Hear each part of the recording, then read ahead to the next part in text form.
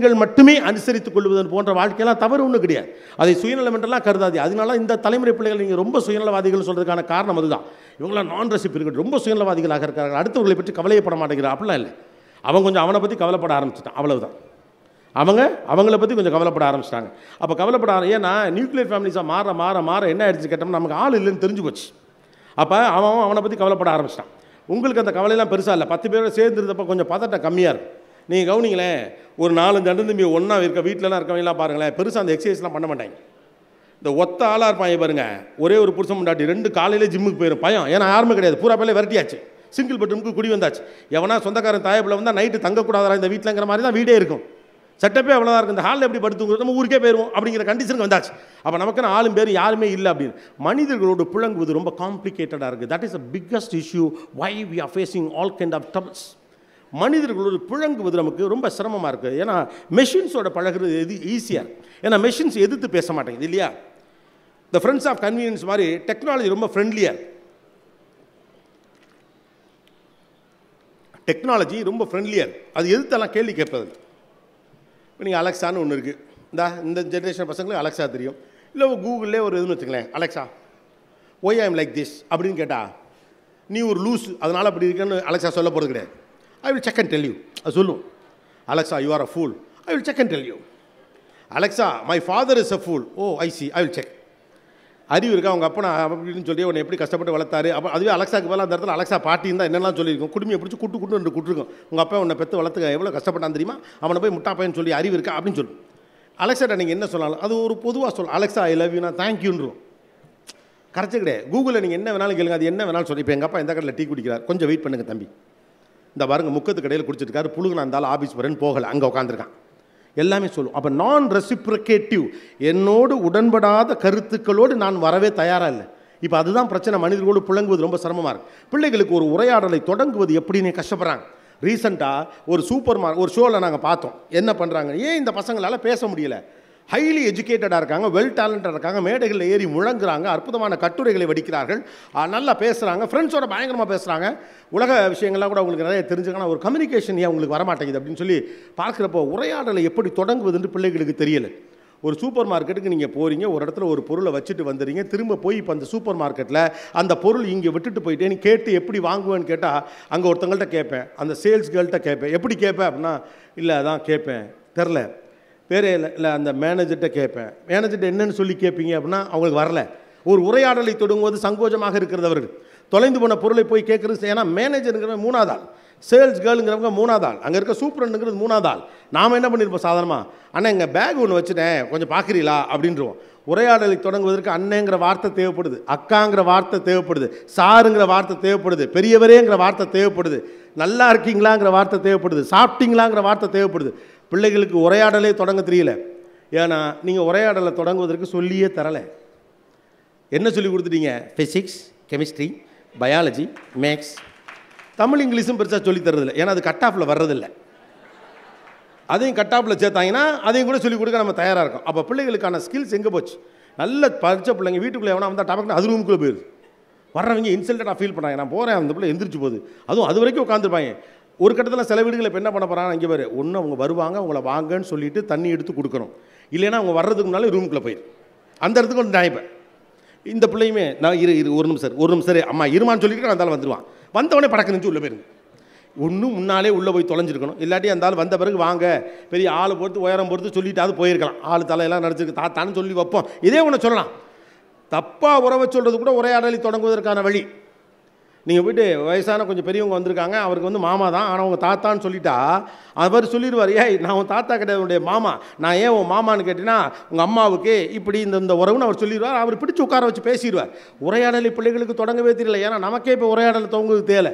ஒரு கல்யாண வீட்டில் ரொம்ப நாள் கழித்து சந்தித்த 4 கசின்ஸோட என்ன பேசுறதுன்னு தெரியல, எக்ஸப்ட் காசிப். அப்போ காசிப் பேசுகிற அளவுக்கு நெருக்கமாக இருக்கக்கூடிய ஆட்கள் மட்டும்தான் பேசவே முடியுது. அதுக்கடுத்து நான் சொல்லுவேன், ஹார்ம்லெஸ் காசிப்ஸ் ஆர் குட் அப்படின்னு நாங்கள் ஒரு தடவை சொன்னோம். பரவாயில்ல தொலைஞ்சிட்டு போகுது, சுமாராக அவ்வளோ பிரச்சனை வராத காசிப்பாக பேசி தொலைங்க. ஏன்னா பேசணுமா இல்லையா? உனக்கு தெரியாது அந்த எழுத்த விட்டு பிள்ளை அந்த மாடி போய்ட்டு ஏதாவது ஒன்று ஆரம்பிக்கட்டுமே, அப்படி இப்படின்ட்டு ஏதோ ஒன்று. அப்போ உரையாடலே ஏன் தேவைப்படலைன்னா, நீ எனக்கு தேவையில்லை. உன்னோடு உரையாடுவதற்கு எனக்கு என்ன இருக்குது இல்லையா? பேங்க் வேணுமா, லோனு வேணுமான்னு கேட்டு பேங்க்லேருந்து வர ஒருத்தரோட அரை மணி நேரம் வேண்டியிருக்கு. ஏன்னா நமக்கு லோன் வேண்டியிருக்கு. வண்டி வாகனம் வாங்குறதுக்காக ஒருத்தர் அப்ரூவல் கொடுக்குறார், அவரோட பேசுகிறோம். அந்த வர்த்தக ரீதியான உரையாடல் அவ்வளவு நமக்கு தெரிஞ்சிருக்கு. உறவு ரீதியான உரையாடல் நமக்கும் தெரியல, நம்முடைய பிள்ளைகளுக்கும் தெரியல. அப்போ வாழ்க்கை என்ன ஆகுதுன்னு கேட்டால், நம்மகிட்ட மனிதர்களே நிறைய இல்லை. நம்மை சுற்றி இருக்கக்கூடிய மனிதர்கள் எல்லோரும் சுயநலவாதிகளாக இருக்கிறார்கள். நாம் அடுத்த கட்டத்தை நோக்கி நகர்வதற்கு தேவைப்படக்கூடிய தோதான அம்சங்கள் நம்மகிட்ட இல்லைங்கிறப்ப நம்ம வாழ்க்கை இங்கேயே தங்கிடுமோன்னு தொழில் ரீதியாக நினைக்கிறோம், குடும்ப ரீதியாக நினைக்கிறோம். அதெல்லாத்தையோட ஒரு வார்த்தை சொல்லட்டுமா? நல்ல சொத்து சேர்த்துருக்கோம், எல்லாம் பண்ணி வச்சுருக்கீங்க. ஆனால் ஒரு பிள்ளையோ 2 பிள்ளையோ வச்சுருக்காளுங்களாம், எவ்வளவு பயப்படுறீங்க, எனக்கு பிறகு என் பிள்ளைகள் என்ன ஆவார்கள்? இந்த பயம் இல்லாத ஒரு ஆள் சொல்லுங்களேன், எனக்கு பிறகு என் பிள்ளைகள் என்ன ஆவார்? 10 லட்ச ரூபா பேங்க்கில் கிடக்கு பாஸ், 2 சொத்து வாங்கி வச்சுருக்கீங்க பாஸ், புள்ள பேரில் ஃபிக்ஸட் டெபாசிட் கிடக்கு, எல்லாம் இருக்குது, மியூச்சுவல் ஃபண்டில் பணம் இருக்குது, அம்புட்டு இருக்குது, இருக்கட்டும். ஆனால் எல்லாருக்கும் பயம் இருக்குல்ல, எனக்கு பிறகு என் பிள்ளைகள் என்ன ஆவார்கள்? 25 வருஷத்துக்கு மேலே இல்லாதப்போ எனக்கு பிறகு என் பிள்ளை எங்கள் அண்ணன் பார்த்துக்குவான், அத்தைக்காரி பார்த்துப்பா, யாரோ ஒருத்தங்க எடுத்து பார்த்துப்பாங்கிற ஒரு நம்பிக்கை இருந்துச்சு. அப்போ என் வாழ்க்கை எங்கே போகுதுங்கிற பயம் வர்றதுக்கான காரணம் there is no support system for us. குறைந்தபட்சம் குழந்தைகளுக்கு அந்த சப்போர்ட் சிஸ்டத்தை பில்ட் பண்ண பாருங்க. Not just the bank balance, not just the education, not the social security what you believe, அதல்ல. உங்களை சார்ந்த மனிதர்களோடு உறவாடுவதற்கும் நெருங்குவதற்குமான உரையாடல்களை அவர்களை துவக்குவதற்கு பழக்குங்கள். கொஞ்சம் அழுத்துங்க. அதெல்லாம் பசங்க கொஞ்சம் கிரிஞ்சுமா பூமருமா, இட்ஸ் ஓகே. அவனுங்க பார்க்குற கொரியன் சீரிஸும் கிரிஞ்சு பூமராக தான் இருக்குது, 2 ஒன்று தான், 2க்கு பெரிய டிஃப்ரென்ஸ்லாம் கிடையாது. பாண்டியன் சோர்ஸை கிரிஞ்சுன்னு சொல்கிற பையெல்லாம் யார்? கொரியன் சீரிஸ் பார்க்குறவன் தான். அதுலேயும் இதே தான், அடுத்து என்ன நடக்க போகுதுன்னு தெரியும். 2 பேரும் காணா போயிடுவாங்க. அப்புறமா காலேஜில் அவன் சியோலில் படிப்பான். 20 வருஷம் கழிச்சு திரும்ப வரப்போ 2 பேரும் ஒரே பள்ளிக்கூடத்தை பார்ப்பாங்க. அந்த பள்ளிக்கூடத்தில் அவங்க ஃப்ரெண்டாக இருந்தது அப்போ தான் 2 பேருக்குமே ஞாபகம் வரும். இதே கதை தான், பேர் மட்டும் மாற்றிக்கிட்டே இருப்பாங்க. அது கொரியாவில் பேசுகிறதுனால மாடனா தெரியுது, அவ்வளவுதான். அதே தான் அங்கேயும். ஸோ நம்ம இங்கே புரிஞ்சுக்க வேண்டியது என்னன்னா, இந்த பதற்றமற்ற மனநிலை நமக்கு எப்போது இருக்கிறதோ அப்போ நம்ம லைஃப் எங்கே போகுதுங்கிற பயம் நமக்கு இருக்காது. அந்த பதட்டம் தான் நம்ம ஒரு அன்சர்டன் வேர்ல்டில் வாழ்ந்துக்கிட்டே இருக்கோம், நமக்கு நிம்மதி இல்லை, நம்மளுடைய வாழ்க்கை திருப்திகரமாக இல்லை அப்படிங்கிற எண்ணத்தை திரும்ப திரும்ப நமக்கு தருவதற்கான காரணம் என்ன? ஒரு பதட்டமான சூழல் நம்மக்கிட்ட இருந்துகிட்டே இருக்கு. எல்லாமும் இருந்து ஏதோ ஒன்று இல்லை என்பது போன்ற எண்ணம் இருப்பதற்கான இந்த முக்கிய காரணம் தான் வாழ்க்கை எங்கே போகுதுங்கிற கவலையை நமக்கு திரும்ப திரும்ப தந்து கொண்டே இருக்கிறதுங்கிற புரிதல் நமக்கு வந்துருச்சுன்னா ஆட்டோமேட்டிக்காக அடுத்த இடத்த நோக்கி நகர்ந்துடலாம். நீங்கள் இவ்வளவு தூரம் அவநம்பிக்கையெல்லாம் மக்கள் மேலே வைக்க வேண்டியதில்லை. சமீப காலமாக இது ரொம்ப அதிகமாக இருக்குது. மனிதர்களை நம்பாதன்னு தொடர்ச்சியாக பல்வேறு விதமான பிரச்சாரங்கள் எல்லா வகையிலையும் சொல்லப்பட்டுக்கிட்டே வந்துருச்சு. ஊடகங்கள் அதுக்கு முக்கியமான காரணம் அப்படின்னு ஒரு விமர்சனம் இருக்குது, அதை மறுக்க முடியாது. எல்லா வகையும். ஆனால் அப்படி டயலாக் வச்சா எல்லாரும் கைத்தட்டாங்க. சொந்தக்காரனா ஏமாத்தோன்னு சொன்னால் பயங்கரமாக கைத்தட்டான், நண்பன் துரோகம் செய்வானா பயங்கரமாக கைத்தட்டான், கூட இருக்கவங்களாம் குழிபறிப்பான்னு சொன்னால் எல்லாரும் கைத்தட்டான். ஆனால் அவனுக்கும் ஏதோ ஒரு தாய்மாமே அவன் ரொம்ப கஷ்டப்பட்டு அவனை படிக்க வச்சவன் இருக்கான். அவன் கண்ணு முன்னால் அவனுக்காக பரிந்து பேசிய ஒரு வாத்தியார் இருக்காது, அவன் வாழ்க்கையில் அவன் சந்திச்சிருக்கான். ஸ்கூல் ஃபீஸை காட்ட காசு இல்லைங்கிறப்ப தன் கையிலேருந்து காசு கட்டின ஒரு ஸ்கூல் வாத்தியார் அவனுக்கு தெரியும். அவ்வளோ பேரை தெரிஞ்சும் கூட மனுஷன் மோசமானவன் அவன் நம்புகிறான். அரசு பள்ளி ஆசிரியர்களும் மாணவர்களுமாக ஒரு ஷோவை நாங்கள் வச்சோம். அது ரொம்ப நெகிழ்வாக பார்த்தது என்னன்னா, கிட்டத்தட்ட அங்கே உட்கார்ந்த ஆசிரியர்களில் பாதிக்கும் மேற்பட்டவர்கள் தன்னிடம் படிக்கக்கூடிய மாணவர்களுக்கு புத்தகங்கள் வாங்கி கொடுப்பதற்காக தங்கள் சொந்த பணத்தை கொடுத்திருக்கிறார்கள். அவனுக்கு தேவைப்படக்கூடிய கருவிகளை வாங்கி கொடுப்பதற்காக சொந்த பணத்தை கொடுத்திருக்கிறார்கள். அப்போ அந்த மனுஷெல்லாம் இல்லையா, செத்து போயிட்டானா என்ன? அப்படிலாம் கிடையாது. நான் இருக்கேன்டான்னு சொல்ல, எவனோ ஒருத்தர் இருக்கிற வரைக்கும் இந்த உலகத்தை எப்படி மனுஷன் இல்லைன்னு நீங்கள் சொல்ல முடியும்? இது ஒரு ஆர்டிஃபிஷியலாக மனிதர்கள் மீது நம்பிக்கையற்ற நிலையை நம்ம மாற்றிக்கிட்டே இருக்கோம்.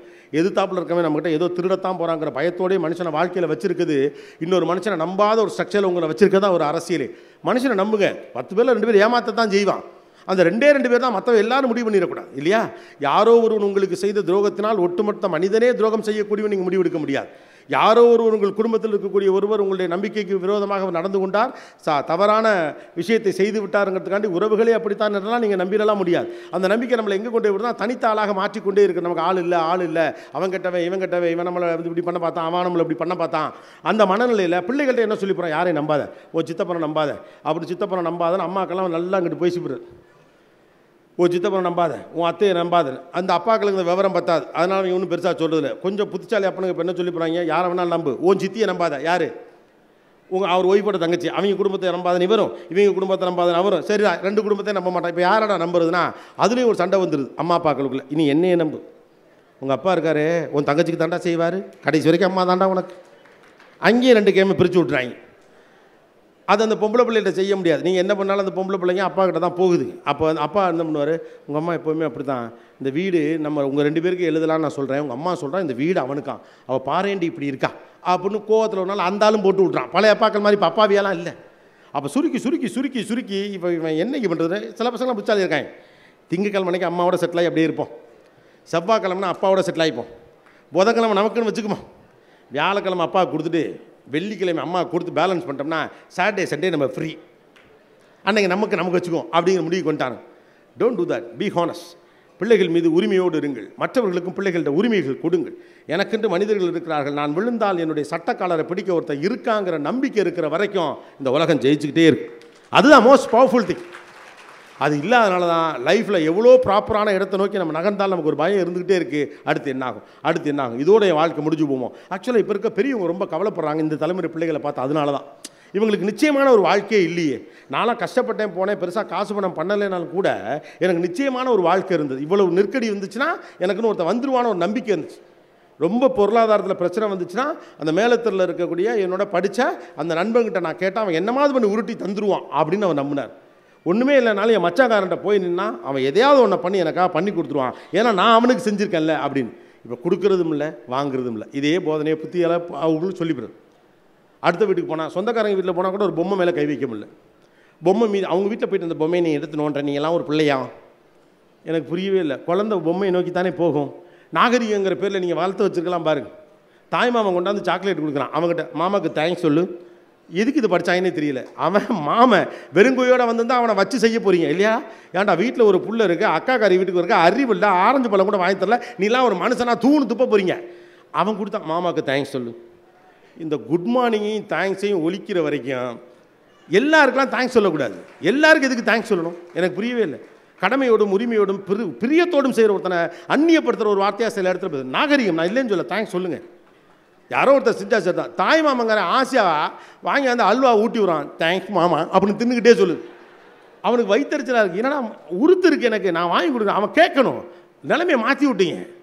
மாமங்காரன் உள்ளே வந்தான்னா அவன் கையை பிடிச்சி, மாமா சாயந்தரம் கடைக்கு கூட்டிகிட்டு போய் எனக்கு நோட்டு வாங்கி கொடு, கடைக்கு கூட்டிகிட்டு போய் ஸ்கேலு வாங்கி கொடு. அவன் கையை அறுத்துக்கிட்டு செய்வான். That's call relationship. சின்னதாக சிரமப்படட்டுமே, என்ன தப்பு? அப்போ தானே அவனுக்கு அவன் மேலேயும் பாண்டிங் வரும், மாமா இருக்காங்கிற நம்பிக்கை வரும். நாளைக்கு அவன் பெரிய ஆளா, எங்கள் அம்மா அப்பா மட்டும் பார்த்தா போதாது, எங்கள் மாமா முடியாமல் கிடக்கிறார், நான் மாமா போய் பார்ப்பேன் அப்படிங்கிற எண்ணம் அப்போ தானே வரும். அது வராமல் எப்படி ஒருத்தனை உருவாக்குவீங்க? அவனை தேங்க்ஸ் குட் மார்னிங்லேயே வச்சுருந்தீங்கன்னா அவன் என்ன ஆவான்? நானும் என் பொண்ணுக்கிட்ட ஒன்றே ஒன்று தான் சொல்லுவேன், யாருக்கிட்டெல்லாம் நீ தேங்க்ஸ் சொல்லணுமோ அவங்கள்ட்ட வாங்காது, யாருக்கிட்டெல்லாம் நீ வாங்குறியோ அவங்கள்ட்டெல்லாம் தேங்க்ஸ் சொல்லக்கூடாது. அவ்வளோதான். அந்த உரிமை இருக்க தானே வாங்க போகிறேன். வீட்டுக்கு வரான், பழகிறான், சித்தப்பானா இருக்கான், இல்லை சித்தப்பா மாதிரி பழகக்கூடிய ஒரு நண்பன் இருக்கான், நான் பிறந்ததுல அவன் பிறந்ததுலேருந்து அவனுக்கு தெரியும்னா அவங்ககிட்ட போய் இதுக்கு தேங்க்ஸ் சொல்லணும். உள்ளே உறுத்தாது, சங்கடமாக இருக்காது. எனக்கெல்லாம் அப்படி யாராச்சும் சொன்னால் சங்கடமாக இருக்கும். அவ்வளோ நெருக்கமான வீட்டில் நம்ம போயிட்டு கொடுக்குறப்ப தேங்க்யூ அப்படின்னு சொல்லிட்டா, இதனா மொத்தமாக தேங்க்யூட்டிங்க, இட்லிக்கு ஒன்றும் இல்லைனா மிளகாப்படி வைக்கிற மாதிரி இருக்குது, சும்மா வச்சு விட்டு சாப்பிடு அப்படி மயில அந்த மாதிரி ஒரு ஃபீலிங் இருக்குது. அந்த சின்ன சின்ன உரிமைகள் இருக்குல்ல, அது பிள்ளைகளுக்கு கிடைக்கிறது. That gives some protection. Yes, எனக்கு ஒரு மாமா இருக்கார், சித்தப்பா இருக்கார், பெஸ்ட் ஃப்ரெண்டு ஒருத்தர் இருக்கான். அதனால தான் அந்த லேயர்லாம் அந்த பக்கம் திருப்பிட்டாங்க. இங்கிட்ட ஆள் இல்லாததுனால சின்னத்தை பெரியத்தை, பெரிய மாமா சின்ன மாமா, பெரியப்பா சித்தப்பா, சித்தப்பாவில் சின்ன சித்தப்பா, நடு சித்தப்பா, மேல் வீட்டு சித்தப்பா, டவுன் சித்தப்பான்னு ஒரு 5-6 பேர் இருந்தாங்க.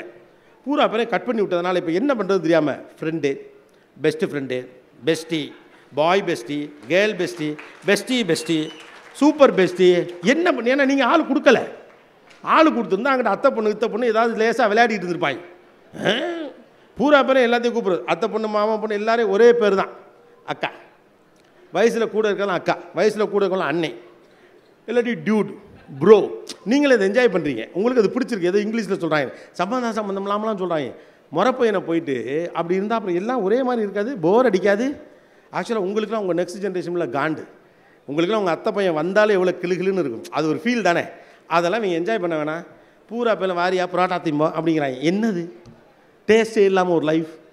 Give them an atmosphere. அதாவது என்விரான்மெண்ட்டுன்னு ஒன்று விஷயத்தை பற்றி பேசுகிறப்போ எப்போதுமே ஆங்கிலத்தை ஒட்டிய விஷயங்களை தான் பெரிய என்விரான்மெண்ட் பேசுகிறோம். சோஷியல் என்விரான்மெண்ட்டுங்கிறது நம்மளோட பொறுத்தவரைனா நம்ம ரிலேஷன்ஷிப்போட சேர்ந்து ட்ராவல் பண்ணுற social environment is much of an important thing. அது ஆங்கிலத்தில் சொல்லும்போது பெருசாக இருக்குது, the socio political economical environment அப்படின்னு நான் சொன்னேன். ஐயா ஏதோ துறை இங்கிலீஷில் பேசுது, பெரிய விஷயம் போல் இருக்குது அப்படின்னு சொல்லும். சித்தப்பா மக்கள் பெரியப்பா மக்கள் எல்லாரும் நல்லா ஒன்றா கூடி ஒளி புழங்கி இருக்கிறோன்னா சரி ஏதோ பழச சொல்கிறாரு போல் அப்படி இருக்குது. அதனால தான் ஏதாவது பழைய விஷயம் மாதிரி இருக்கும், ஆனால் முக்கியம் நினச்சா அதை இங்கிலீஷில் பேசிடுது. சேப்பாக இருக்கேன் போய் சொல்லுவாங்க, கட்டா மாட்டே ஏதோ கரெக்டாக சொல்லியிருக்கான் போல் இருக்குன்னு அதான் தோணட்டும் அப்படிங்கிறதுக்காண்டி. ஸோ பிள்ளைங்களுக்கு ஒரு ப்ரொடெக்டடான அட்மாஸ்பியரை கிரியேட் பண்ணி கொடுக்கணும்னா அதற்கான மனிதர்களோடு இருக்கணும். அதுக்காண்டி பழைய சென்டிமெண்ட்டுகளை போட்டு புரட்டிக்கிட்டே இருங்க அப்படின்னு நான் சொல்லலை. ஆனால் சொல்ல ட்ரை பண்ணுறது ஒன்றே ஒன்று தான். நீங்கள் சந்தோஷமாக இருக்க வேண்டுமென்றால், எதிர்காலம் எனக்கு எப்படி இருக்குங்கிற நம்பிக்கை உங்களுக்கு இருக்க வேண்டுமென்றால், நீங்கள் பாதுகாப்பான ஒரு சூழலில் இருப்பதாக நீங்கள் நினைக்க வேண்டும். நான் மட்டுமே அதை செய்துவிட முடியும் என்ற நம்பிக்கையோடும் அதே எண்ணத்தோடும் அதை நீங்கள் அணுகுவீர்கள் என்றால் அது சிரமம் தான். முதலேருந்து ஆரம்பமா மணி ஆயிடுச்சு. ஏன்னா நிறைய பேர் நடுச்சீட்லாம் எஸ் ஆகிட்டாங்க. இந்த பின்னால் உட்காந்துருக்கவங்க ரெக்டாக என் கண் பார்வையிலக்கெல்லாம் நடவர முடியாமல் பாவம் இருக்காங்க. முன்வரிசையில் ஆட்களால் மூவ் பண்ணவே முடியாது. ஏன்னா எல்லோரும் உத்து வேற பார்த்துக்கிட்டே இருக்கேன். அப்போ கூட ஒரு பாட்டி பாவம் கிளம்பிட்டாங்க. ஏன்னா வயசாச்சு. இல்லை நீங்கள் கிளம்புங்க எனக்கு புரியுது. எனக்கே கிளம்பணும் போல தான் இருக்குது. விழாக்குழு விடாது, அதனால் பேசிகிட்டு இருக்கேன். அப்போ இல்லை நீங்கள் அப்போ ஃபஸ்ட்லேருந்து வருவோம். ஏன் என் வாழ்க்கை இப்படி போயிட்டே இருக்குது அப்படின்னு நடக்கிறதுக்கான முதல் முக்கியமான ரீசன் என்ன, அதுலேருந்து பார்ப்போம். ஃபர்ஸ்ட் பாயிண்ட், எல்லோரும் ஜெயிக்கலாம், என்னால் ஜெயிக்க முடியுங்கிற ஆதங்கம் நமக்கு இருக்குது. ஆனால் உண்மையாக நீங்கள் கவனித்து பார்த்தீங்கன்னா வெல் டைரக்டட் இன்டெலிஜென்ஸ் அப்படின்னு ஒன்று இருக்குது. சரியான திசையில் செலுத்தப்படுகிற அறிவின் மூலமாகத்தான் நீங்கள் நினைத்த இடத்தை அடைய முடியும். அதனால் உங்கள் அறிவை சரியான திசையில் செலுத்துறீங்களா அப்படிங்கிறத கவனிச்சுக்கோங்க. ரெண்டாவது, ஏற்றுக்கொள்ளப்பட்ட இயலாமைகள். ஒன்றால் இதை செய்ய முடியாதுன்னு யாரோ ஏதோ ஒரு காலகட்டத்தில் நீங்கள் இயலாமையோடு இருந்தபோது சொன்னதால் அதை அப்படியே ஏற்றுக்கொள்ள வேண்டும் என்று அவசியமில்லை. அதை உடைத்து விட்டு அடுத்த இடத்திற்கு வர பாருங்கள். மூன்றாவது, உங்கள் துறை சாராத ஒருவர் சம்பந்தம் இல்லாமல் உங்களை பற்றி வைக்கக்கூடிய கமெண்ட் என்பது அவருடைய அபிப்பிராயம் தானே தவிர அது நீங்கள் அல்ல, அதல்ல உண்மை. அதை நீங்கள் நம்ப வேண்டும் என்ற அவசியம் கிடையாது. நான்காவது, இந்த உலகத்தில் இருக்கக்கூடிய எல்லோரையும் திருப்திப்படுத்த முடியாத ஒரு வாழ்க்கையை வாழ வேண்டும் என்று நீங்கள் நினைக்கிற போது வாழ்க்கை பல டைரெக்ஷனில் போகும். நீங்கள் நினச்ச டைரெக்ஷனில் போகாது. வாழ்க்கை எங்கே போகுதுங்கிற குழப்பம் மறுபடியும் வந்து கொண்டே தான் இருக்கும். ஐந்தாவது, மனிதர்களிடமிருந்து விலக சின்ன பயம் நமக்குள் தொற்றிக்கொள்கிறது. அதை காம்பன்சேட் பண்ணுறதுக்காக நம்ம கடுமையாக போராடி கொண்டே இருக்கிறோம். அந்த போராட்டம் ஒரு எரிச்சலையும் ஆத்திரத்தையும் நமக்குள் உண்டாக்கி வைத்திருக்கிறது. ஆறாவது, அதை மீட்டெடுக்க மகிழ்ச்சியாக இருக்கணும் அப்படின்னு நம்ம நினச்சோம்னா, மகிழ்ச்சியாக இருப்பதற்கு பணம் சம்பாதிப்பது தான் வழி என்பது போல நமக்கு சொல்லித்தரப்பட்ட ஒரு நெருக்கடி இருப்பதனால தொடர்ச்சியாக அதன் பின்னால் ஓடுவதால் மகிழ்ச்சியாக இருக்கும் சூழல் இல்லை. ஏழாவது, எல்லாமும் இருந்து உள்ளத்துக்குள் ஏதோ பயம் இருப்பதற்கான காரணம், என் பாதை சரியான திசையில் போய் அடையாது என்ற பயம் இருப்பதற்கான காரணம், நமக்கான ப்ரொடெக்டட் ஸ்ட்ரக்சர் நம்மளை சுற்றி இல்லை.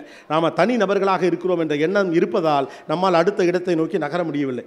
எட்டாவது, என்னால் மட்டும்தான் இதை செய்ய முடியும், மற்றவர்களுக்கு அந்த தகுதி இல்லை என்று நீங்கள் நம்புகிற வரைக்கும் நீங்கள் வாழ்க்கையை சுமந்து கொண்டே இருக்க வேண்டியிருக்கும். வாழ்க்கையை சுமப்பதை நிறுத்துங்கள், மகிழ்ச்சியாக இருப்பதற்கு முனையுங்கள். 9, உங்கள் பிள்ளைகளுக்கான சர்க்கிளை பில்ட் பண்ணி கொடுங்க. அந்த சர்க்கிளை நீங்கள் பில்ட் பண்ணி கொடுக்குறப்ப பிள்ளைகள் நான் தனிநபர்கள் அல்ல என்ற நம்பிக்கை அவர்களுக்கு இருக்கும். நம்பிக்கையோடு அடுத்த இடத்தை நோக்கி பயணிப்பார்கள். 10வது, நான் அடிக்கடி சொல்லுவதை மறுபடியும் சொல்கிறேன், the very purpose of life is living. வாழுதலின் அடிப்படை நோக்கம் என்பது வாழ்வது தான். மகிழ்ச்சியாக வாழுங்கள். சந்திர காற்று நம் ஜன்னலில் வீசட்டும், சரித்திரம் நாளை நம் சாதனை பேசட்டும். நன்றி, வணக்கம், தேங்க்யூ. பீகார் இருக்குல்ல, அங்க பழங்குடியினர்கிட்ட பேசப்படுற ஒரு கதையை சொல்றேன். நான் படிக்கிறேன், தொடர்ந்து படிக்கிறேன். உங்களுக்கு கடத்துவதற்காக, உங்கள் வாழ்க்கையில் ஏதேனும் ஒரு வெளிச்சம் வருவதற்காக, ஒரு விஷயத்தை கடத்துறதுக்காக சொல்றேன். புறா கூட்டமா இருந்துச்சான். அந்த புறா கூட்டத்துல ஒரு சின்ன புறாவை பார்த்து முதலாளி புறா, அதாவது வேட்டை இல்லை இந்த எல்லாரையும் காப்பாற்றோம்ல, அந்த புறா கேட்டுச்சா, தலைவர் புறா, யாருக்குடா ரொம்ப பயப்படணும்?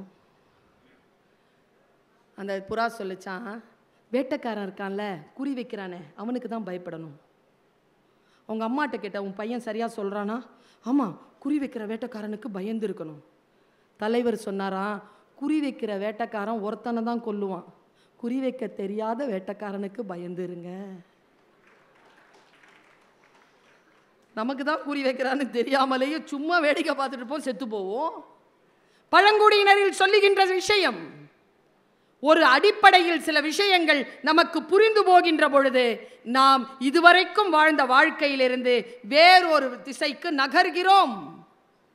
படிக்கணும்னு சொல்றோம்ல, இன்னொரு விஷயம் சொல்றேன், பர்வீன் சுல்தானா இதை சொல்றேன். நேற்று நான் படித்தது வேறு, அதே வாக்கியத்தை இன்னைக்கு படிக்கும் போது எனக்கு வித்தியாசமான புத்தி வந்து சேருகிறது, அதனால படிக்கணும். நேற்று ஒரு ஸ்டேட்மெண்ட் படிச்சிருப்பேன், அந்த ஸ்டேட்மெண்ட் புரிய மாட்டேங்குதுங்க. நேற்று ஒரு மாதிரியா புரியுது, படிக்க படிக்க இன்னைக்கு வேற மாதிரியா புரியுது. நான் ஒரு குறளுக்கு நான் உங்ககிட்ட அர்த்தம் கேட்கிறேன், நீங்க எல்லாருமே சொல்லுங்க எனக்கு. எப்பொருள் அப்படின்னா தெரியுதுல்ல, எல்லாருக்கும் அர்த்தம் தெரியுதா? யார் எதை சொன்னாலும் எதை பார்க்கணும், எதை கவனிக்கணும்? அப்பொருள் மெய்ப்பொருள் காண்பது அறிவு, அதனுடைய உண்மை தன்மை அப்படிங்கிற சொல் ரொம்ப ரஃப்பா இருக்கேப்பா. இந்த தம்பிக்கு புரியுற மாதிரி சொல்லு. எப்பொருள் யார் யார் வாய் கேட்பினும் அப்பொருள் மெய்ப்பொருள் காண்பதறிவு இருக்கு, இங்க இருக்குது, தெரியுது எனக்கு, ஆனா சொல்ல தெரியல, ஆனா தெரியுது. அப்படி இல்லை? நான் இப்போ சொல்றேன் பாருங்க, இதுவரைக்கும் இருந்த அறிவு புரிதல் கொஞ்சமாவது மாறுபடுதான்னு பாருங்க. இப்போ பாருங்க, ஒருத்தன் குடிச்சிட்டு கீழே கிடக்கிறான் சாக்கடையில். சின்ன பையன் ஒருத்தன் சாராய கடைக்கு சாராயம் வாங்க போகிறான். கீழே கிடக்கிறவன் சொல்கிறான், குடிக்காத. சாக்கடையில் இருக்கிறவன் தம்பி என்ன சொல்லுவான்? நீயே குடிச்சிட்டு கிடக்கிற, உனக்கு சொல்கிறதுக்கு என்ன யோகியதை இருக்குது? அப்போ அவன் கீழே விழுந்தவன் சொன்னான், என்னை விட யோகியதமானவங்க வேற யாரா? இப்படி நாசமாக சாக்கடையில் கிடக்கிறனே, என்னை விடவா வேற ஒருத்தன் சொல்லிட முடியும் நீ குடிக்காதன்னு? இப்போ புரியுதா? எப்பொருள் யார் யார் வாய் கேட்பினும் அப்பொருள். யார் யார் இருந்தாலும் கிண்டல் செய்யக்கூடாது. கிண்டல் செஞ்சீங்கன்னா உங்களை கூப்பிட்டு பேச வைப்பேன் நான். நீங்கள் ஒரு நிலையில் இருக்கிறீங்கன்னு எனக்கு தெரியும், சரியா? என் கிளாஸில் யாரும் ஃபெயில் ஆகுறதில்லை, ஃபெயிலாக விடுறதில்லை. பாருங்க, அக்பர் அவையில் உட்கார்ந்து இருந்தான். அந்த அவையில் பீர்பல் இருந்தான். பீர்பலை அழைத்து கொண்டு அக்பர் ஒரு தனி அறைக்கு போனார். தனி அறையில் உட்கார்ந்து கொண்டு அவர் தவம் செய்தார். நான் தியானம் செய்கிறேன், சரியாக செய்கிறேனா பார் என்றார். தப்பு தப்பா செய்வதை பீர்பல் பார்த்தான். பார்த்து கொண்டிருந்தான். இப்படியே தவம் செஞ்சுட்டே இருந்தா இவர் பைத்தியம் ஆயிடுவாருன்னு சொல்லி அப்படின்னா உள்ள இருந்து காவலாளி வெளியில ஓடி வந்தான். வெளியில ஓடி வந்த உடனே அக்பரை கைது செய் என்றான் பீர்பல். காவலாளி நின்றான். என்னை கைது செய்ய சொன்ன பீர்பலை கைது செய் என்றான் அக்பர். உடனே பீர்பலை கைது செய்தான் காவலாளி. காவலாளிக்கு இந்த குரல் தெரிந்திருந்தது. எப்பொருள் யார் யார் வாய் கேட்பினும் அப்பொருள். யார் எதை சொல்கிறார்களோ அதை பல நேரங்களில் கேட்க வேண்டும். சில நேரங்களில் அந்த விஷயங்களை யார் சொல்ல வேண்டுமோ அவர் சொன்னால் மட்டுமே கேட்க வேண்டும் என்ற இரண்டாவது பொருள் புரிகின்ற இடமாக இது எனக்கு மாறுகிறது. சிந்தனைகளை நீங்கள் தேடிக்கொண்டே செல்லுகின்ற பொழுது, இப்போ கூட புத்தகம் எனும் சிறகு என்கின்ற தலைப்பில் சென்னை புத்தக கண்காட்சியில் ஒரு விஷயம் சொன்னேன். இந்த ஆர்குமெண்ட் இருக்குல்ல, இப்போ சும்மா உட்கார்ந்துட்டு இருக்கும்போது எதையாவது சீண்டணும், எதையாவது பார்க்கணும். இந்த விஷயங்கள் இன்றைக்கு நிறைய பரவலாக வந்து கொண்டிருக்கின்றன. பரவலாக வந்து கொண்டிருக்கக்கூடிய இந்த விஷயத்தை எப்படி கண்ட்ரோல் பண்றது? நீங்கள் ஒரு பொறுப்பில் இருக்கின்ற பொழுது அந்த பொறுப்பில் இருக்கின்ற நீங்கள் அடுத்த கட்டத்திற்கு அந்த பொறுப்பிலே நின்று வளர வேண்டும் என்றால் சில ஞானங்களை நீங்கள் பெற வேண்டும். என்னுடைய தாயார் மிக சூட்சமமான ஒரு சொல்லிட்டு போனாங்க. அது அப்படியே நான் உங்களுக்கு கடத்துறேன். கிருஷ்ணன் ஏன், எங்க அம்மா மகாபாரதம் பார்ப்பாங்க, கிருஷ்ணன் ஏன் சூதாடவில்லை தெரியுமா சுல்தானான்னு என்கிட்ட கேட்டாங்க. ஏன் சூதாடல? எனிபடி? தப்புன்னு தெரிஞ்சதனாலயா? தப்புன்னு தெரியும்ல, அப்ப தர்மனை விளையாட விட்டாரு? அது கிடையாது. கிருஷ்ணனுக்கு தெரியும், சூது ஆடுனா கடவுள் ஜெயிக்க மாட்டார், சகுனித்தான் ஜெயிப்பான் என்று கிருஷ்ணனுக்கு தெரியும். உங்க எல்லாருக்கும் சொல்றேன், சூதாடாதீங்க. ஒருபோதும் அதில் கடவுள் ஜெயிப்பதே இல்லை. அதனால் தான் கடவுள் சூதாடுவதில்லை. சகுனிதான் ஜெயிப்பான், என்னதான் இருந்தாலும் சகுனிதான் ஜெயிப்பான். இந்த சொல் இருக்குல்ல, இந்த சொல் என்னை வந்து சேருகிறது. நான் சில நேரங்கள் அலர்ட் ஆகிறேன். நான் இன்னொரு ஒரு விஷயம் சொல்றேன். பணிவு இருக்குல்ல, படிச்சாதான் தெரியுதுங்க. பணிவோடு இருப்பது ராஜ தகுதி. திமிரா இருக்கிறது ராஜகுணம் அல்ல. அது லீடர்ஷிப்பினுடைய ஒரு குவாலிட்டி, அவ்வளவுதான். அதுவே சர்வர் குவாலிட்டி கிடையாது. எங்கே பணிய வேண்டுமோ அங்கே பணிந்து கொள்ள வேண்டும், எங்கே பணிய வேண்டாமோ அங்கே பணியாமல் இருக்க வேண்டும் என்கின்ற புத்தி இருக்குல்ல, இது இரண்டையும் புரிந்து கொள்வதற்காக படிக்க வேண்டும். இப்போ உதாரணத்துக்கு நான் சொல்றேன், கொரோனா எவ்வளவு சின்ன வைரஸ், எவ்வளவு சின்ன வைரஸ் அது. ரொம்ப குட்டி இல்லை, நுண்ணுயிரி தானே. எவ்வளோ பயந்தோம், எங்கே இருந்தோம், எப்படி இருந்தோம். அப்போ எதுக்கு பயப்படணுமோ, எதற்கு பயம் கொள்ளக்கூடாதோ அதற்கு பயம் கொள்ளக்கூடாது. ஆனால் எதற்கு புரிந்து கொள்ள வேண்டுமோ அதை புரிந்து கொண்டு அங்கே பணிவாக இருந்து கொள் என்று படித்தால் தெரிகிறது. எல்லாம் நமக்கே, நமக்குள்ளாகவே எல்லாம் தெரியும். என் பையன்கிட்ட நான் சொன்னேன், காலையில் 5:30 மணிக்கு எழுந்திருச்சு அப்படியே வாக்கிங் போயிட்டு அப்படியே ஒரு காஃபி குடிச்சிட்டு ஒரு நியூஸ் பேப்பர் படிச்சுட்டு அப்படி வீட்டுக்கு வாடான்னு. 23 வயசு அவன் சொன்ன பதில் என்ன தெரியுமா? இன்றைய இளைஞர்களுடைய பதில் தான் அவன் சொன்னான். எல்லாம் இதுலேயே கிடைக்குதுமா. அவன் வெளியில் போய் சுற்றி காஃபி குடிச்சிட்டு 4 பேரை பார்த்துட்டு பேப்பர் படிச்சுட்டு வரானே, அது கிடைக்குமா? இதில் அந்த அனுபவம் கிடைக்குமா? இந்த பேச்சை நீங்கள் இதில் உட்கார்ந்து இதில் கேட்கலாம், இப்படி உட்கார்ந்து கேட்கின்ற அனுபவம் கிடைக்குமா? இதைத்தான், இந்த விஷயங்களைத்தான் சொல்ல வேண்டும் என்று தோன்றுகிறது. அதற்காகத்தான் படிக்க வேண்டும் என்று தோன்றுகிறது. உங்களுக்கு ரொம்ப பிடித்தமான ஒரு விஷயத்தை சொல்கிறேன். ஆர்கியூமெண்ட் பண்ணுறாங்கல்ல.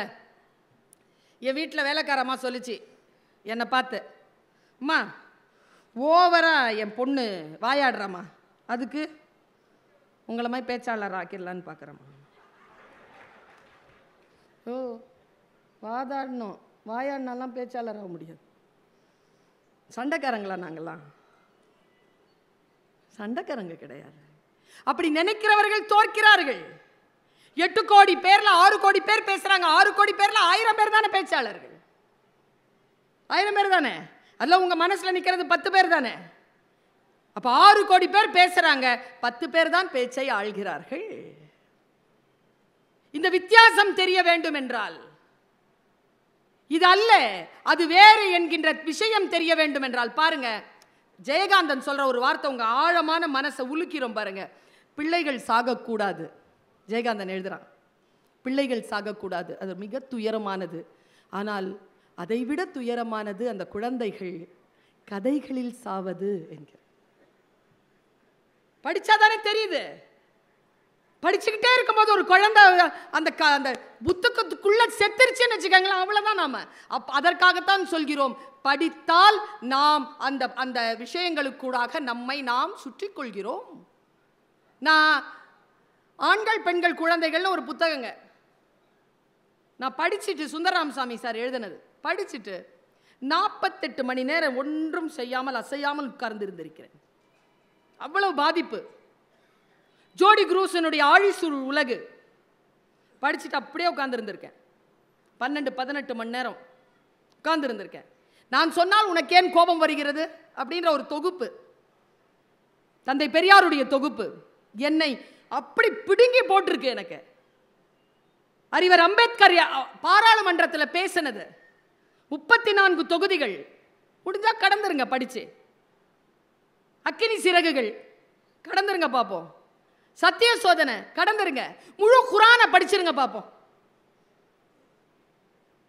பைபிளை படிச்சிருங்க, ஃபுல் பைபிள். குறள் 1330 குறளையும் படிச்சிருங்க பார்ப்போம். கம்பராமாயணத்தினுடைய 12,000 கன்னிகள் பொருளோட படிச்சு புரிஞ்சிருங்க பார்ப்போம். படித்தால் என்னென்ன விஷயங்கள் உங்கள் தகுதிக்கு தெரிகிறது என்றால், நீங்கள் பெற்ற பிறவியினுடைய பலன் இருக்குல்ல, அது 7 பிறவிக்குமான ஒரு பலனை நீங்கள் கற்ற கல்வியினால் பெறுகிறீர்கள். அதனால் படித்துக் கொள்ளுங்கள். விஷயங்கள் நமக்கு எப்படி புரிஞ்சு போகுதுன்னு பாருங்க. சமீபத்தில் யாரோ ஒருத்தர் ஏதோ பேசிட்டு தான் போறாங்க, வெறும் சொல் தான். எனக்குள்ள ஒரு பிம்பமே வருது. ஒரு கழுதை ஒன்று இருந்துச்சான். நம்ம எல்லாரும் கழுதைன்னு திட்டுவோம்ல, கோவம் வந்தா சீ கழுதை அப்படி. ஏங்க திட்டுறோம் கழுதைன்னு? எனக்கு இந்த கதை படித்த அப்புறமா தான் தெரிஞ்சுது. எனக்கு பல நேரங்களில் தெரியாது. ஆமை பூந்த வீடும் என்னதுங்க அது? ஆமாம், உங்கள் வீட்டுக்கு வந்திருக்கா? ஏன் சொல்கிறோம்? இந்த உலகத்திலே 800 வருஷம் வாழற ஒரே ஜீவராசி ஆமை. கடலை திமிங்கலத்தை விடவும் அதிக தூரம் பயணம் செய்கின்ற பிராணி ஆமை. ரொம்ப ஃபாஸ்ட்டாக நீந்துமா. எப்படி? தான் நீந்தாது, நீரோட்டங்களில் கலந்து நீந்து கொண்டு போகும். திசை அறிவு அதிகம் இருக்கின்ற பிராணி ஆமை. யானையை பற்றி சொல்லவா? யானையினுடைய எல்லா உறுப்புகளையும் நீங்கள் கண்ட்ரோலுக்கு எடுக்கலாம், கண்ணை மட்டும் எடுக்க முடியாது. உங்கள் கண்ட்ரோலுக்கே வராது கண்ணு.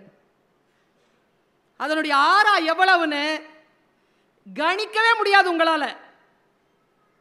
கஜமிருகம் சாதாரணமானது இல்லை. இந்த அறிவெல்லாம் கையில் இருக்கும் பூமின்னு ஒரு புக்கு தியோடர் பாஸ்கரன் எழுதியிருக்கார். முடிஞ்சா சாரஸ் பறவையை பத்தி சொல்றார், அவர் நரியை பத்தி சொல்றார். நரி இருக்குல்ல, தன் இணை ஒரே இணையோட தான் வாழும்.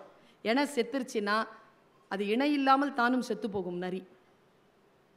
நரி வேறு இணையோடு சேராது. விஷயங்களை வாசிக்கின்ற பொழுது பல விஷயங்கள் நமக்குள் வெளிச்சமாக வந்து சேருகின்றன. பாருங்க, ஒரு கழுதை இருந்துச்சான். அந்த கழுதை நிறைய வயிறு நிறைய புல்லு சாப்பிட்டுருச்சு. காட்டில் நடந்து வந்துக்கிட்டே இருக்குது. காட்டில் வந்து புலியை பார்த்துருச்சு. கொஞ்சம் பயந்துருச்சு. ஆனால் வயிற்றுல புல் இருக்குல்ல, அதனால் திமிர் வந்துருச்சு அதுக்கு. ஏய், நான் வயிறு நிறைய சாப்பிட்டேன் அப்படின்ச்சு. என்ன சாப்பிட்டேன்? புல்லு. நான் புல்லு சாப்பிட்றதில்ல, எனக்கு தெரியுமே, ஆனால் புல்லு சாப்பிட்றவங்கள சாப்பிடுவேன்ச்சான். பயந்து போய் ஏதாவது செய்யணுமேன்னு சொல்லிட்டு, நான் சாப்பிட்ட புல்லு ப்ளூ கலர் அப்படின்ச்சான். நான் புல்லு சாப்பிட மாட்டேன், நான் க்ரீன் கலர்னு எனக்கு தெரியும். நான் 2 பேருக்கும் ஆர்குமெண்ட் பிச்சிருச்சு. ஒன்றுக்கு ஒன்று சண்டை. சிங்கத்துக்கிட்ட போட்டு பஞ்சாயத்து. சிங்கம் கூப்பிட்டுச்சான் கழுதை. என்னடா பஞ்சாயத்து? சார், நான் சாப்பிட்ற புல்லுக்கு இவன் கலர் சொல்கிறான் சார். இவன் புல்லு சாப்பிடவே மாட்டான் சார். அந்த புல்லு கலர் ப்ளூ சார். நான் பிறந்ததுலேருந்து சாப்பிட்றேன் சார். எனக்கு தெரியும் சார், நீயும் புல்லு சாப்பிட மாட்டேன்னு. சொல்லு சார், என்ன கலர் சார்னு கேட்டுச்சான் கழுதை. சிங்கம்ல, என்னடா இவ்வளோ கடகடன்னு பேசிட்ட, இப்போ என்ன சொல்கிற நீ? நான் சாப்பிட்டா புல்லு ப்ளூ சார். இந்த புளியை வாய் மூடிட்டு இருக்க சொல்லுங்க. டேய், சாப்பிட்டியாடா? சாப்பிட்டேன். எப்போத்துலேருந்துடா சாப்பிட்ற? பிறந்ததுலேருந்து சாப்பிட்றேன். என்ன கலருடா? ப்ளூ. எந்த காட்டிலடா சாப்பிட்ற?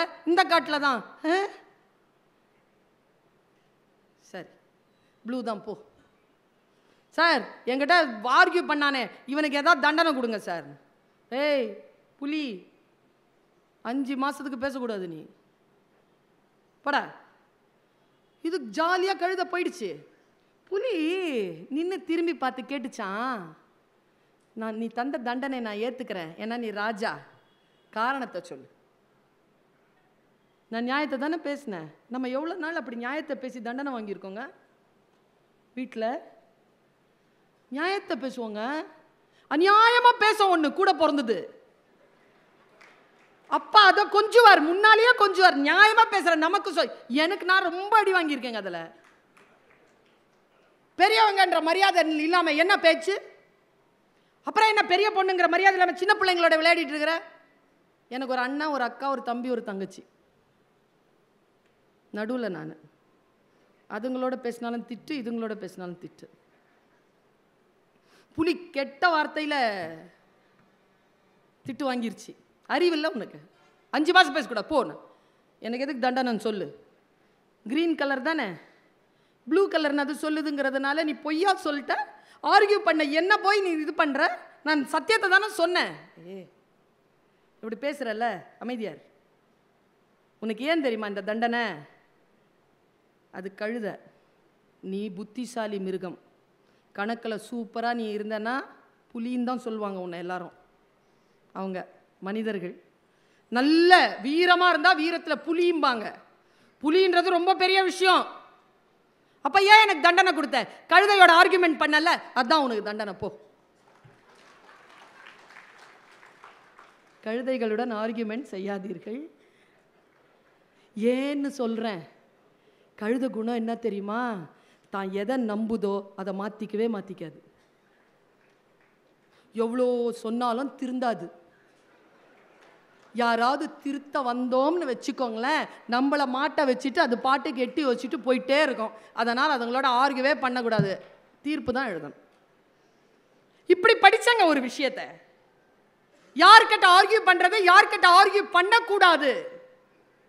அப்போதானே தெரியுது நமக்கு பல வேளைகள் பல நிலைகளில் நம்முடைய புத்தி எங்கெல்லாம் போகிறது, எங்கெல்லாம் மாட்டப்படுகிறது, எங்கேயெல்லாம் நாம் தப்பித்துக் கொள்ள வேண்டும், யாருக்கு எங்கேயெல்லாம் நாம் சிக்கிக்கொள்ளக்கூடாது என்பதனை கல்வி அறிவு எனக்கு தருகிறது. கல்வி அறிவினுடைய உச்சபட்சத்தில் சொல்லுகிறேன். இதில் வடநாட்டில் நாம் சேவல் சண்டை நடத்துகிறோம்ல, அப்படி பட்டுக்குருவி சண்டை நடக்குமா? ஒரு கதை படித்தேன். பட்டுக்குருவி சண்டையில் 1 லட்சம் ரூபாய் அவங்க ஒரு பட்டுக்குருவி. கலராக கொண்டை இருக்குமா, அதுக்கு நவாபுகள் தான் வளர்ப்பாங்களாம் 50 வருஷத்துக்கு முன்னால். அப்படி ஒரு சண்டை நடக்குமா, பல லட்சம் ரூபாய் காசு போடுவாங்களாம் பட்டுக்குருவிக்கு. பார்க்குற ஆட்கள்லாம் யாருன்னா IFS IAS ஆஃபீஸர்ஸ் தான் வந்து ஸ்பெக்டேட்டர்ஸ் தான். எங்கள் ஐயா மூசா ராசா பத்மபூஷன் சீஃப் செக்ரட்டரியாக இருந்தவர், அவர் எழுதின புக்கில் அதை சொல்கிறார். நான் ஒரு பார்ட்டிக்கு போயிருந்தேன், அங்கே பட்டுக்குருவிகள் சண்டையை பார்த்தேன். அங்கே ஜெயித்த குருவிக்கு 1 லட்சம் ரூபாய் பரிசு தந்தார்கள். அப்புறம் அதுக்கு தங்க கூண்டு கொடுத்தாங்க, அதுக்கு வந்து ஒரு போர்வை கொடுத்தாங்க, நிறைய மாலைகள் அணிவிச்சாங்க. அது அப்படி நடந்து கம்பீரமாக அதுக்கு தங்க கூட்டுக்குள்ளே போயிடுச்சு. தோத்த குருவிக்கு என்ன தண்டனை தெரியுமா வாசக பெருமக்களே? தோற்ற குருவி யாரிடம் இருக்கிறதோ அவர்கள் பந்தயத்தில் இனிமேல் கலந்து கொள்ளக்கூடாது என்பது தண்டனை. அது மட்டுமல்லாமல் அதனுடைய கொண்டை இருக்குல்ல, அதை அறுத்துருவாங்களாம். பட்டுக்குருவினுடைய கொண்டை அறுத்துட்டு அதை வெளியில் பறக்க விட்டுருவாங்களாம். அந்த கதையை அவர் அப்படி முடிக்கிறார், அந்த கட்டுரையை அவர் அப்படி முடிக்கிறார். மூசா ராசா IAS, நான் ஜெயித்த குருவிக்காக வருத்தப்படுகிறேன், தோற்ற குருவிக்காக சந்தோஷப்படுகிறேன். எதை இழந்து நாம் எதை பெறுகிறோம்? அறிவு வருகின்ற பொழுதுதான் தெரிகிறது. அறிவு அற்றம் காக்கும் கருவி. அறிவினால் ஆகுவது உண்டோ பிரிவின் நோய் தன்னோய் போல் போற்றா கடை. கேடில் விழுச்செல்வம் கல்வி ஒருவருக்கு மாடு அல்ல மற்ற பிற. எவ்வளவு சொல்கிறான் வள்ளுவன். கல்வி என்பதுதான் நமக்கான கடைசி ஆயுதம். என் தமிழ் உறவுகளே, இன்றைக்கு இந்தியா மற்ற மாநிலங்களை காட்டிலும் சுயமரியாதையில் முந்தி நிற்கிறது என்றால் அது கல்வி நிலையில் தன்னை தக்க வைத்துக் கொண்டிருக்கிறது என்பதற்காகத்தான் அது நிற்கிறது. அதனால் தான் பாரதி சொன்னான், தமிழ்நாடு என்றாலே கல்வி சிறந்த தமிழ்நாடு. அந்த கல்வி அறிவை மேன்மேலும் பெருக்கிக் கொள்வோம். படிக்க படிக்க ஒரு விஷயம் தெரிஞ்சுதுங்க. படிக்க படிக்க ஒரு விஷயம் தெரிஞ்சுது. நான் சொல்லிட்டு போயிடுறேன், 30 செகண்ட்ல என் பேச்சு முடியுது. சிட்டுக்குருவிங்க, நான் ஆக்சுவலாக பார்த்தா சிட்டுக்குருவி தான். அவ்வளோலாம் பெரிய பேக்ரவுண்ட்லாம் ஒன்றுமே கிடையாது, சிட்டுக்குருவி தான். ஆனால் படிக்க படிக்க சிறகு விரிஞ்சுதா. சிறகு விரியும் போது சிறகை பார்த்தனா என்ன நானே அடையாளம் கண்டேன். நான் சிட்டுக்குருவி இல்லை, நான் ராஜாளின்னு. படிச்சிட்டேன்ல, PhD வரைக்கும் படித்தேன், எங்கேயும் ஃபெயில் ஆனதில்லை. எதை படித்தனோ அதை முழுமையாக படித்தேன். கல்விதான் ஒரே ஆயுதம். நமக்கான சுயத்தை, நமக்கான மரியாதையை, நமக்கான செல்வாக்கை, நமக்கான புகழை, நமக்கான பதவியை, நமக்கான பயணத்தை தருவது கல்வி மட்டும்தான். அதற்காக படிங்க. அதனால் தானுங்க அம்பேத்கர் படித்தார். படி அப்படின்னாருங்க. எதங்க சொன்னார் அவரு? படி. கப்பல்ல வாங்கி படிச்சாரே. இந்த லண்டன் மாநகரத்தின் இந்த நூலகத்திலே எல்லா நூல்களையும் படித்த முடித்த 2 பேர், ஒருவர் காரல் மார்க்ஸ், ஒருவர் அறிவர் அம்பேத்கர்னு இன்னைக்கு எழுதி போட்டிருக்கிறானே. நம் நாட்டினுடைய அரசியலமைப்பு தந்தை இல்லையா? பெரியார் சொல்றாரு, படி படி. முன்னோன் சொல்வதற்காக அல்ல, உன் புத்தியை பயன்படுத்து. உன் புத்தியை பயன்படுத்தி கொள்ள வேண்டும் என்றால் கல்வி என்கின்ற ஆயுதத்தை கையில் எடுன்னு. நான் சொன்னேன்ல, நான் சிறகை விரித்த பொழுது வானம் எனக்கு வசப்பட்டது. நான் இன்றைக்கு சிறகை விரித்து பறந்து கொண்டிருக்கிறேன். என் தமிழ் நெஞ்சங்களே, விழுப்புரம் சார்ந்த என் தமிழ் உறவுகளே, சிறகை விரித்து பாருங்கள். நீங்களும் புறாவோ கிளியோ சிட்டுக்குருவியோ அல்ல, நீங்களும் ஒரு ராஜாளிதான் என்பதனை உணர்வீர்கள். வாருங்கள், சேர்ந்து பறப்போம். வானம் காத்திருக்கிறது. மீண்டும் சந்திப்போம். வணக்கம்.